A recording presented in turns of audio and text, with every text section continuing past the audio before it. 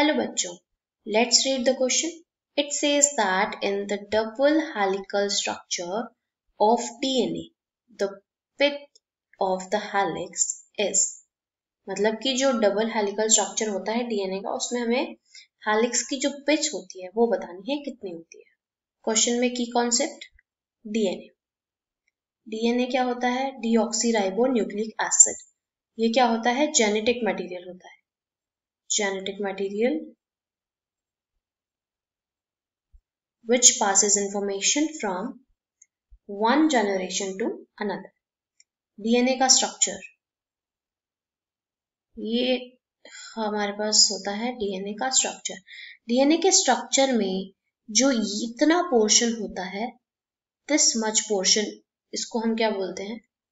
Pitch. This portion is known as pitch. अगर pitch को देखने से पहले हम कुछ चीजें देखते हैं कि जो एक पिच होता है, मतलब कि जो एक ट्विस्ट होता है, उसमें total number of base pairs कितने होते हैं? Total number of base pairs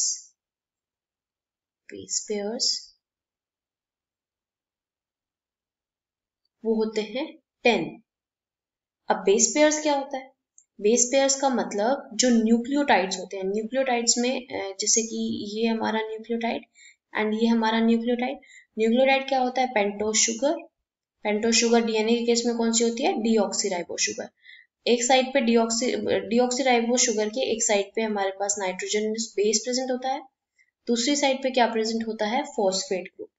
तो जो नाइट्रोजनस बेसिस होते हैं वो आपस में बॉन्ड्स बनाते हैं. उन बॉन्ड से जो पेयर बनते हैं उसको हम बोलते हैं बेस पेयर्स. तो एक ट्विस्ट में, मतलब कि जो ये पिथ है उसमें कितने बेस पेयर्स होते हैं हमारे पास? 10. और जो डिस्टेंस होता है between base pairs, distance between the base pairs वो होता है 3.4 एंगस्ट्रॉम. 3.4 एंगस्ट्रॉम. अब हमें बतानी है पिच कितनी होती है. तो पिच हमें कैसे पता चल जाएगी? टोटल बेस पेयर्स हमारे पास 10 है, उनके बीच में डिस्टेंस कितना होता है? 3.4. तो अगर हम 3.4 को 10 से मल्टीप्लाई कर देंगे तो हमारा ये पूरा डिस्टेंस आ जाएगा और इसी को हम पिच बोलते हैं. तो 3.4 angstrom into 10, it will be equal to 34 angstrom. हम ऑप्शन में देखें कहीं पे 34 एंगस्ट्रॉम गिवन है? नहीं है गिवन.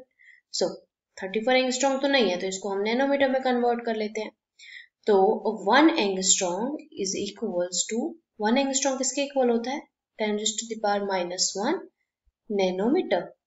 तो अगर हम 34 को 10⁻⁻1 से मल्टीप्लाई कर देंगे तो इट विल बी 3.4 नैनोमीटर.